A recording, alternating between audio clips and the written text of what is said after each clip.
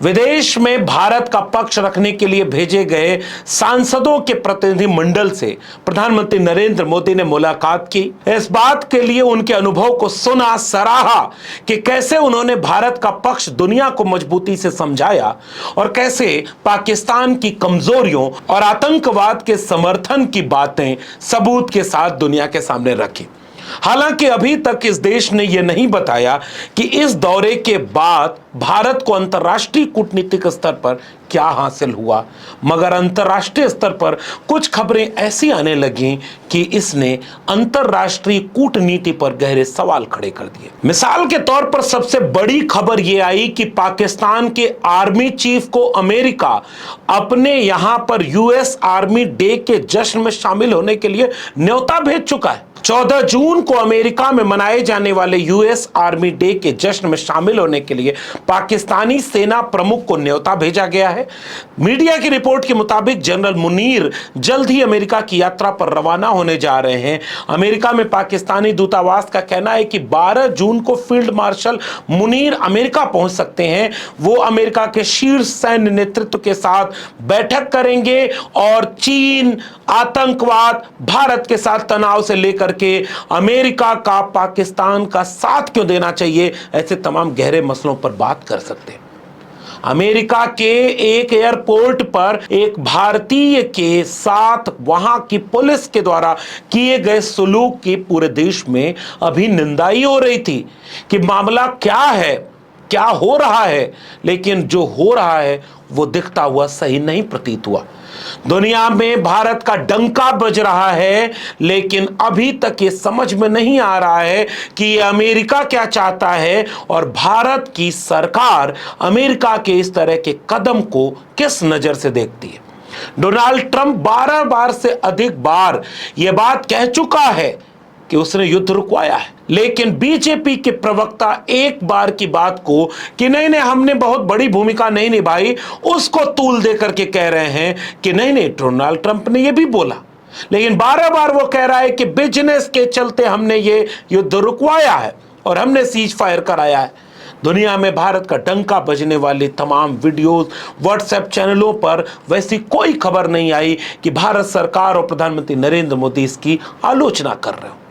लेकिन आप मिसाल के तौर पर सोचिए कि जिन विपक्षी दलों को साथ लेकर के देश का पक्ष रखने के लिए विदेश में भारत सरकार ने भेजा, सरकारी खर्चे पर भेजा, बड़ा अच्छा लगा।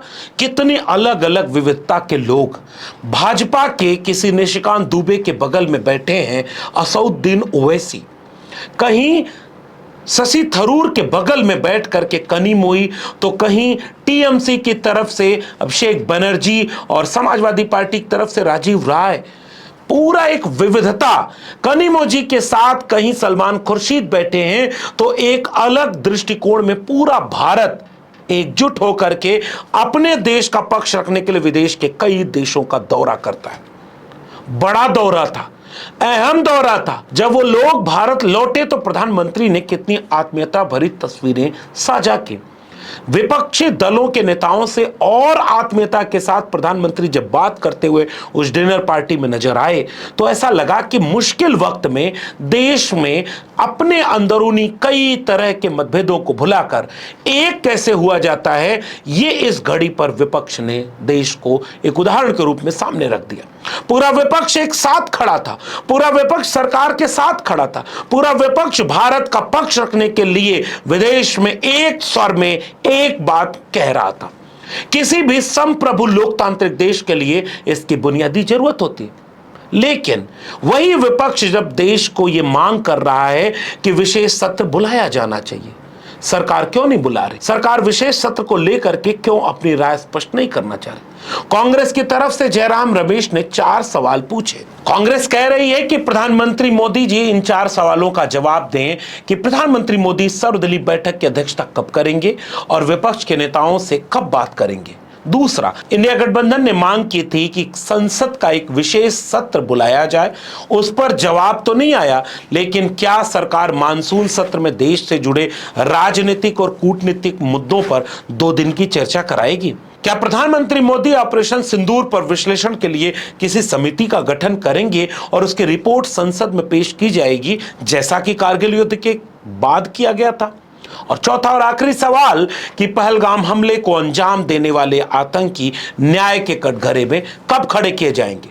यह बात दीगर है कि जिन सांसदों को विदेश में भारत का पक्ष रखने के लिए भेजा गया, वही सारे विपक्षी दल के, इंडिया गठबंधन के सारे सांसद, सारे दल मिलकर के केंद्र की मोदी सरकार से यह अपील कर रहे थे कि आप विशेष सत्र 1-2 दिन का बुला लीजिए। विशेष सत्र तो बुलाया नहीं गया, लेकिन बहुत पहले यह घोषणा कर दी गई कि 21 जुलाई से मानसून सत्र बुलाया जाएगा। लेकिन कांग्रेस ने एक बड़ा अहम पेच यहां पर खड़ा कर दिया कि कारगिल युद्ध के बाद समिति बनाई गई थी जिसकी रिपोर्ट को संसद में रखा गया था। क्या ऑपरेशन सिंदूर के बाद इस तरह की कोई समिति बनाई जाएगी और विशेष रूप से 2 दिन की चर्चा करके पूरे देश को उन सवालों का जवाब सरकार देगी जो सवाल केवल विपक्ष के नहीं है, इस देश के हर नागरिक के हैं? अभी देश में इस तरह के तमाम मुद्दों पर चर्चा चली रही थी, तब तक इस खबर ने पूरे देश की कूटनीति को, अंतर्राष्ट्रीय राजनीति को कटघरे में खड़ा कर दिया। अमेरिका में एक बच्चे को कैसे घुटने के बल दबा करके एयरपोर्ट पर जब इस तरह का दृश्य दिखाया गया, तो वहीं पर खड़े एक एनआरआई कुणाल जैन ने अपनी सोशल मीडिया पोस्ट उस वीडियो और फोटो के साथ शेयर करते हुए लिखा, मैंने कल रात एक युवा भारतीय छात्र को नेवार्क एयरपोर्ट से निर्वासित होते देखा। हथकड़ी लगाई गई थी, रोते हुए एक अपराधी की तरफ व्यवहार किया गया। वह सपनों का पीछा करते हुए आया था, कोई नुकसान नहीं पहुंचा रहा था। एक एनआरआई के रूप में मुझे असहाय और टूटा हुआ महसूस हुआ। यह एक मानवीय त्रासदी है। उन्होंने अमेरिका में भारतीय दूतावास से मामले की जांच करने और छात्र को सहायता प्रदान करने की अपील की। उसके बाद ट्विटर पर इंडिया इन न्यूयॉर्क करके जो ट्विटर हैंडल ऑफिशियल है, वो लिखता है कि हमने ये सोशल मीडिया क्लेम देखा कि एक भारतीय कैसे न्यूयॉर्क में एयरपोर्ट पर मुश्किल झेल रहा है। We are in touch with local authorities in this regard. हम आगे भी हर भारतीय के साथ खड़े हैं और उनके इस तरह के बर्ताव पर गहन जांच करेंगे। प्रत्यक्षदर्शी कुणाल जैन ने एनडीटीवी को बताया कि आसपास लगभग 50 लोग थे, लेकिन किसी ने कुछ भी कहने की हिम्मत नहीं की। मुझे लगता है कि उसे दबाए जाने का कारण यह था कि वह थोड़ा हिंसक था और वह भटका हुआ महसूस कर रहा था। मुझे नहीं पता कि वह क्यों भटका हुआ था। अधिकारी कह रहे थे कि वह हिंदी नहीं समझते थे और वह हरियाणवी भाषा में बोल रहा था। मैंने सोचा कि शायद मैं मदद कर सकता हूं। मैं वहां गया, एक पुलिस अधिकारी से पूछा क्या मैं उन्हें यह समझने में मदद कर सकता हूं कि वह क्या कह रहा है, लेकिन उन्होंने मुझे ऐसा करने की अनुमति नहीं दी। ये सारे दृश्य ये बता रहे हैं कि अमेरिका भारतीयों के साथ क्या कर रहा है। अभी तो हम ये सारी बात से बेचैन थे ही कि ट्रंप को कितना गलत माने, क्या करें, वो बात मान नहीं रहा है, रोज कुछ न कुछ हंसी मजाक उड़ा दे रहा है। और दूसरी तरफ वही अमेरिका जिसके लिए कभी भारत के प्रधानमंत्री ने my dear friend Donald Trump बोला था, नमस्ते ट्रंप से लेकर के हाउडी मोदी, इसका लिंक जोड़िए, और अब की बार ट्रंप सरकार का प्रचार हुआ था। ऐसा क्या बदल गया कि इस बार ट्रंप बार बार भारत को वैश्विक पटल पर इस तरह से कहते हुए अपमानित कर रहा है और भारत के प्रधानमंत्री या भारत सरकार एक बार भी यह बात कहने की जहमत नहीं उठा रहे कि ट्रंप झूठ बोल रहा है या ट्रंप की बात मत सुनो। उनके प्रवक्ताओं को रोज मुश्किल होती है, लेकिन वही अमेरिका अब पाकिस्तान के सबसे बड़े सैन्य अधिकारी को अपने यहां बुला रहा है। अमेरिका 14 जून को होने वाले अपने यहां के आर्मी डे पर पाकिस्तान के उस जनरल असीम मुनीर को बुला रहा है जो भारत के खिलाफ बोलता है, और पाकिस्तान कैसे आतंकवाद का साथ दे रहा है इसको लेकर के वो झूठ बोलता है। इतना ही नहीं, मीडिया में आई खबरों को अगर सही माने तो ये जो जनरल मुनीर है, ये जब अमेरिका जा रहा है तो उसकी कई अहम बैठकें होने वाली हैं जिसमें यह बताया जा रहा है कि अमेरिका को पाकिस्तान का साथ देने, पाकिस्तान के खनिज संसाधनों को अमेरिका के लिए लुटा देने और करोड़ों अरबों डॉलर का निवेश करने के लिए कई अवसर खोल रहा है।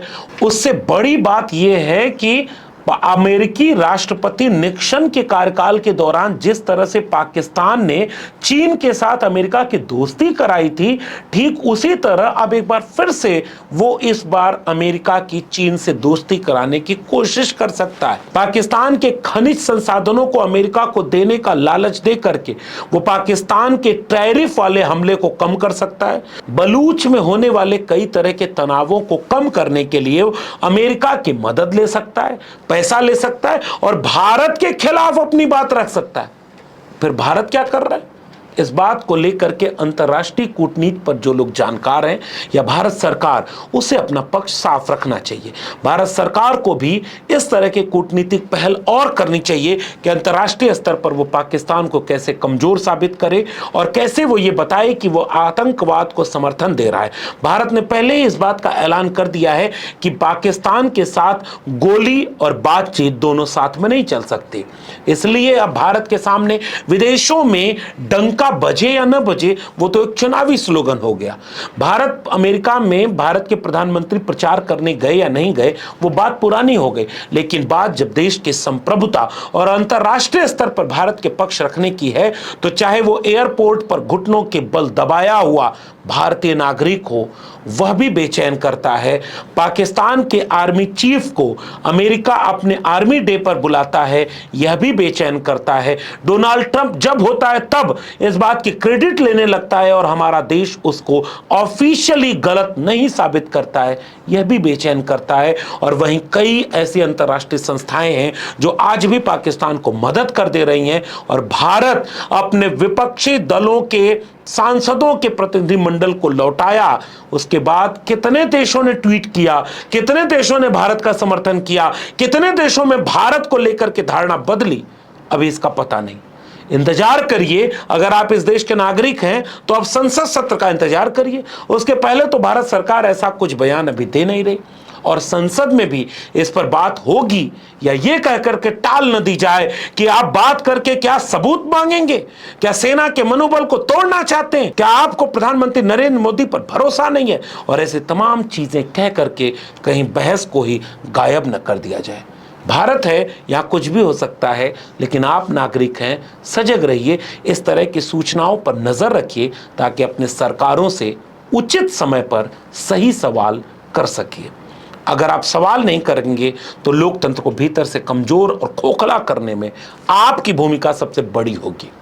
इस पर आपकी क्या राय है, नीचे कमेंट बॉक्स में जरूर बताइएगा। अगर ये वीडियो पसंद आई हो तो इसे लोगों तक शेयर करें। मेरे चैनल को सब्सक्राइब न किया हो तो जाते जाते चैनल को सब्सक्राइब जरूर कर लीजिए। बेल आइकॉन यानी घंटी की बटन दबाइए ताकि अगली वीडियो की सूचना मिल जाए। और अगर मेरे चैनल को ज्वाइन करेंगे और कुछ आर्थिक मदद करेंगे तो हमें इस तरह के काम करने में और हिम्मत मिलेगी। अगर आप इस वीडियो को ट्विटर यानी एक्स या फेसबुक पर देख रहे हैं तो हमें फॉलो करना मत भूलिए। फिर मिलेंगे ऐसे ही तमाम जरूरी मसलों पर अपनी राय के साथ। तब तक के लिए बहुत बहुत धन्यवाद।